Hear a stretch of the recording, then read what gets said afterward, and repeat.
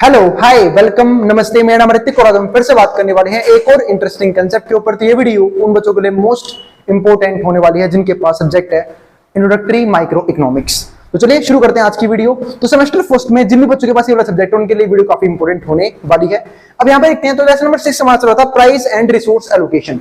इसके ऊपर जो हमारी मेरे हिसाब से 2 वीडियोस बन चुकी हैं, ठीक है। जिसने तक वो वीडियो ना देखी पड़ेगा कि वो वाली वीडियो देखना और हमेशा सीरीज के अंदर की हर एक वीडियो को सीरीज वाइज ही देखा करो ताकि आपके हर एक कंसेप्ट सीरीज वाइज ही क्लियर होते चले जाए। अब यहाँ पे है क्या वो समझते हैं।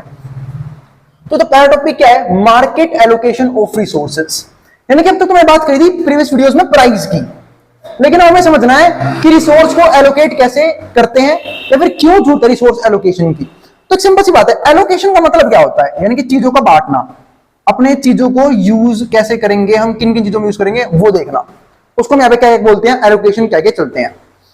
तो अगर मैं यहाँ पे इस चीज को डीप में आपको समझाऊं तो एलोकेशन का मतलब क्या होता है कि भाई आपके पास जो भी इनकम आई उसमें अलग अलग खर्चे होते हैं।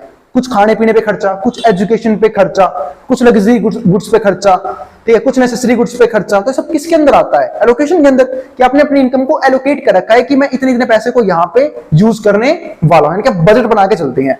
तो एलोकेशन सबको करना पड़ता है। अब एलोकेशन तो करनी पड़ेगी प्रोड्यूसर्स को भी और एलोकेशन करनी पड़ेगी कंज्यूमर्स को भी। यूनिक है सिर्फ एक को करनी है, दोनों को करनी है, कंज्यूमर्स को भी करनी है, प्रोड्यूसर को भी करनी है। क्योंकि प्रोड्यूसर के पास भी लिमिटेड रिसोर्सेज हैं कि वो या तो ये प्रोडक्शन करे या वो प्रोडक्शन करेंगे। जैसे मैंने देखा था सेंट्रल टेंडेंसी के अंदर 3 तरह की प्रॉब्लम थी, but to produce, how to produce and for whom to produce. But to produce में कौन सी प्रॉब्लम थी, बट टू प्रोड्यूस में प्रॉब्लम थी कि हम क्या प्रोडक्शन करें, कैपिटल गुड्स या कंज्यूमर गुड्स। अब एक प्रोड्यूसर जिसके पास लिमिटेड पैसा है, क्या वो जितने मर्जी जो मतलब कंज्यूमर गुड्स ही बना ले, कैपिटल गुड्स ही बना ले, ऐसा पॉसिबल तो नहीं है। कई बार हमारे पास लिमिटेड रिसोर्सेज होते हैं, तो या तो हम कंज्यूमर गुड्स बना पाएंगे, हम कैपिटल गुड्स बना पाएंगे। और ऐसे मान लो अगर मैं बोलूं विच क्या नाम है फॉर टू प्रोड्यूस, अब आता है हमारा हाउ टू प्रोड्यूस, तो but to produce. How to produce में क्या है, कैसे प्रोडक्शन करें, उसके लिए 2 मेथड्स थे, एक कैपिटल इंटेंसिव मेथड, एक था लेबर इंटेंसिव मेथड। यानी कैपिटल को यूज करें या लेबर को यूज करें, कैपिटल यानी कि मशीन्स को यूज करें।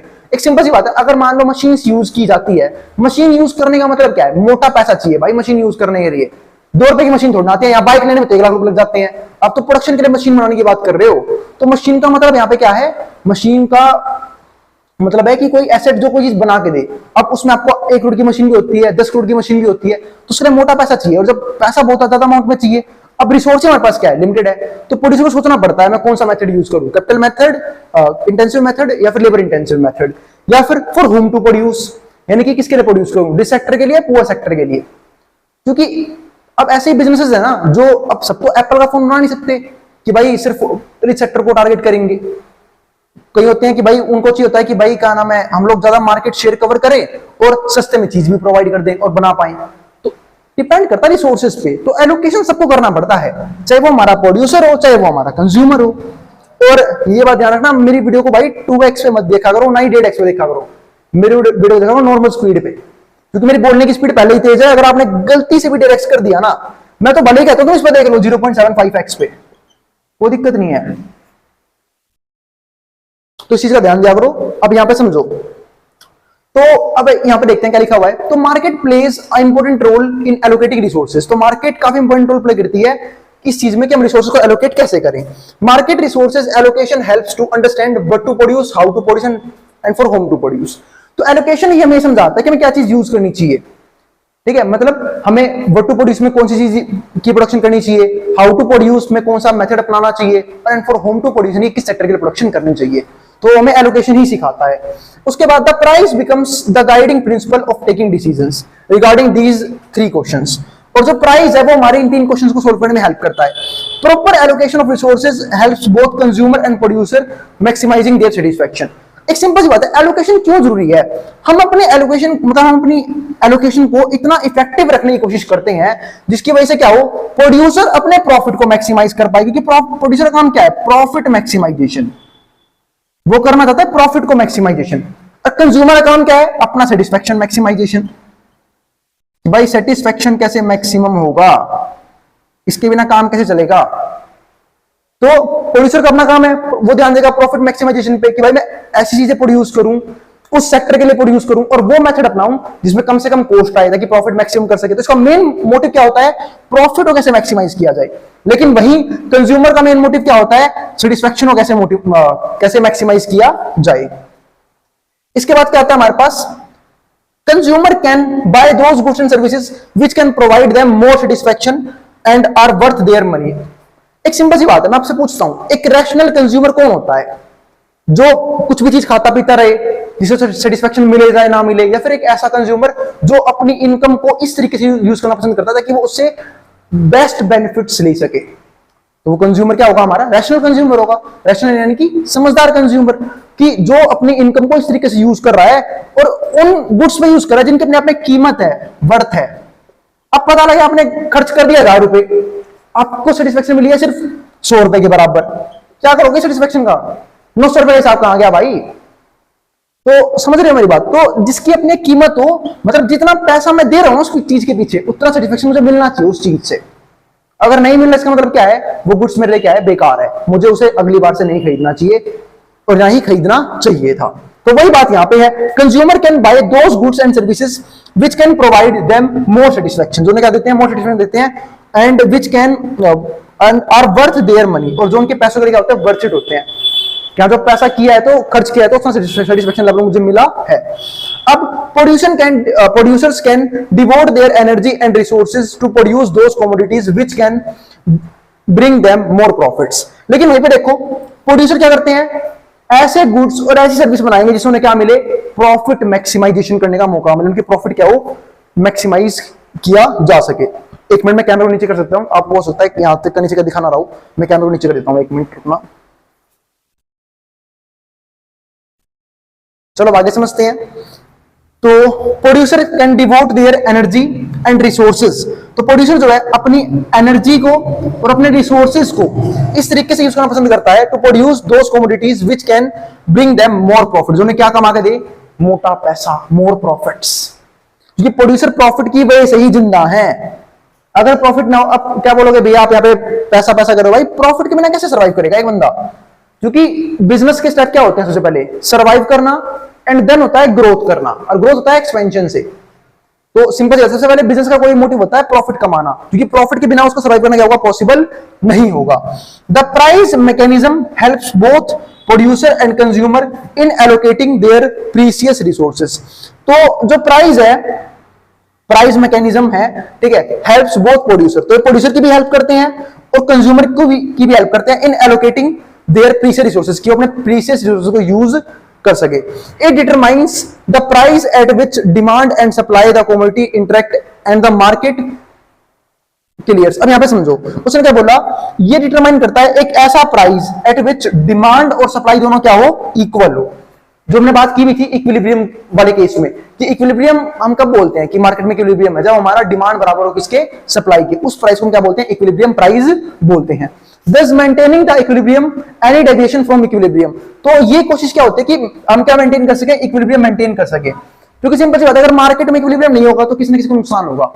सपोज करो डिमांड ज्यादा है सप्लाई से, तो नुकसान किसका है, ये नुकसान है कंज्यूमर्स का। क्यों, इस केस में प्राइस राइज करते हैं। और अगर सप्लाई ज्यादा है डिमांड से, तो इस केस में प्रोड्यूसर का नुकसान है, क्योंकि सप्लाई ज्यादा हो रही है, डिमांड मार्केट में है नहीं उतनी, तो प्राइस कम करके बेचना पड़ेगा। इसका मतलब क्या है कि यहाँ पे कहीं ना कहीं प्रोड्यूसर को लॉस होने वाला है। तो any deviation from equilibrium further bring changes in its price, तो किसी भी तरह का डेविएशन फ्रॉम इक्विलिब्रियम से further bring change in its price, तो क्या होता है, उसकी वजह से प्राइस में चेंज होता है, अगर किसी भी तरह का इक्विलिब्रियम में चेंज आया है तो। और मैंने चेंज देखे भी थे कि कई बार डिमांड चेंज हो जाता है इक्विलिब्रियम को, कई बार सप्लाई चेंज हो जाता है, वहां हमने देखा भी था। इसके बाद हम जो बात कर रहे हैं वो कर रहे हैं प्राइस सीलिंग के बारे में। अब बात है ये भैया प्राइस सीलिंग क्या होता है, तो ये हमारा इस वीडियो का आखिरी टॉपिक है जो हम डिस्कस करते हैं। अब प्राइस सीलिंग का मतलब पता है क्या होता है, देखो अगर मान लो कि मैं आपको यहाँ पे पहले ग्राफ समझते हैं, ये हमारे पास क्या है, डिमांड का ग्राफ। हम सब जानते हैं डिमांड और प्राइस में क्या होता है, नेगेटिव रिलेशन होता है, क्योंकि डिमांड जब बढ़ेगी तो प्राइस क्या हो जाता है, यहाँ पे हमारा मतलब प्राइस जब कम होता है तो डिमांड हमारी क्या होती है, बढ़ जाती है। लेकिन अगर प्राइस बढ़ गई तो डिमांड क्या होती है, हमारी कम हो जाती है। तो ये रिलेशन चलता है किसके बीच में, प्राइस और डिमांड के बीच में। तो अगर इसको देखूं तो ये हमारा डिमांड कर्व और ये हमारा क्या है, सप्लाई कर्व। ये हमारी क्वांटिटी, ये हमारा क्या है, प्राइस। तो अगर मैं इसको समझू ध्यान से इस चीज को, तो एक सिंपल सी बात है, ये हमारा इक्विलिब्रियम प्राइस है, ये हमारा क्या है, इक्विलिब्रियम प्राइस। तो कोई दिक्कत नहीं, क्योंकि यहाँ पे डिमांड और सप्लाई दोनों क्या है, इक्वल है, और जहां पे डिमांड और सप्लाई दूसरे को इंटरसेक्ट करते हैं वो हमारा इक्विलिब्रियम पॉइंट ही होता है। लेकिन अब इस पॉइंट में गड़बड़ है। अब वो गड़बड़ क्या है पता है क्या, अब इस पॉइंट पे बहुत से लोग होंगे जो इस गुड्स को अफोर्ड नहीं कर पा रहे होंगे। क्या नहीं कर पा रहे होंगे, अफोर्डेबिलिटी नहीं होगी उनकी, वो बेचारे अफोर्ड नहीं कर पा रहे होंगे इस चीज को।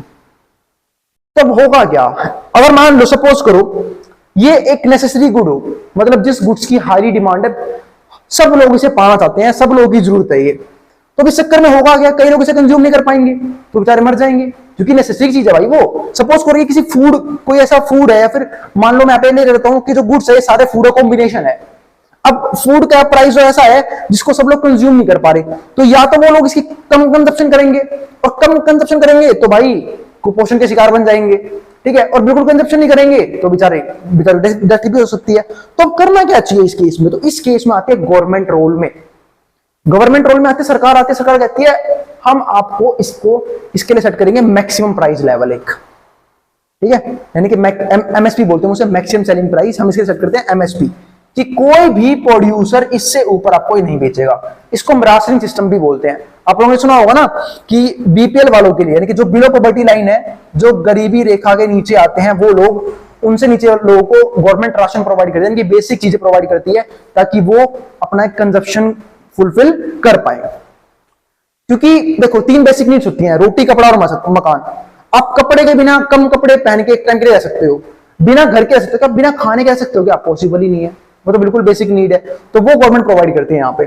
तो price ceiling is the price limit method. ये क्या है, प्राइस लिमिट मेथड है, that which government impose to protect it from getting too expensive और अनअफोर्डेबल। इसका मतलब क्या है कि प्राइस सीलिंग हमारा वो प्राइस लिमिट मेथड है, मतलब प्राइस पे क्या रहते हैं, लिमिट लगाई जाती है कि आप इससे ज्यादा पे नहीं बेचोगे, मतलब वो हमारा क्या बन जाता है यहाँ पे, एमएसपी, ठीक है, method that which government impose to protect it from getting too expensive or unaffordable. Controlled price helps in regulating the price in the market system.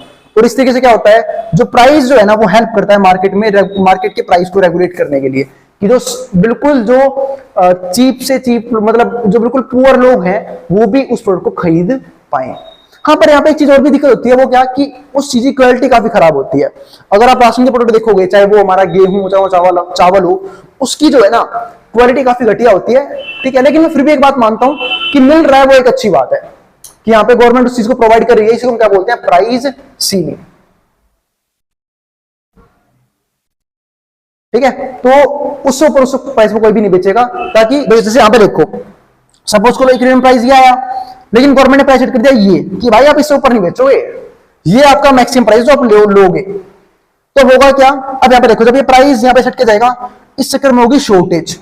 Shortage किस चीज की, क्योंकि देखो प्राइस ये है, क्वांटिटी सप्लाइड होगी ये, क्योंकि हम जानते हैं यहाँ पे एक लॉ भी तो काम करता है कि भैया अगर प्राइस कम होगा तो सप्लाई भी क्या हो जाएगी, कम हो जाएगी। सप्लाई तो यहां कर दी लोगों ने, क्योंकि सप्लाई के हिसाब से प्राइस ये है तो इतनी क्वांटिटी सप्लाई की जाएगी, और डिमांड कितनी होगी, फिर देखो जहां से डिमांड का कर्व देखो, जब प्राइस या डिमांड की जाएगी इतनी क्वांटिटी की, तो क्या हो गया शॉर्टेज गैप। इसको बोलते हैं शॉर्टेज गैप, कि भाई प्राइस ये है तो इतनी क्वांटिटी सप्लाई करेंगे हम, तो हमेशा फालतू सप्लाई नहीं करेंगे, ठीक है, और डिमांड की जाएगी फिर इतनी क्वांटिटी की प्राइस के हिसाब से, क्योंकि हमें तो लॉ ऑफ डिमांड और सप्लाई भी तो देखना है कि प्राइस कम हुआ सप्लाई कम हो गई, लेकिन प्राइस कम हुआ इसकी वजह से क्या हो गया, डिमांड बढ़ गई।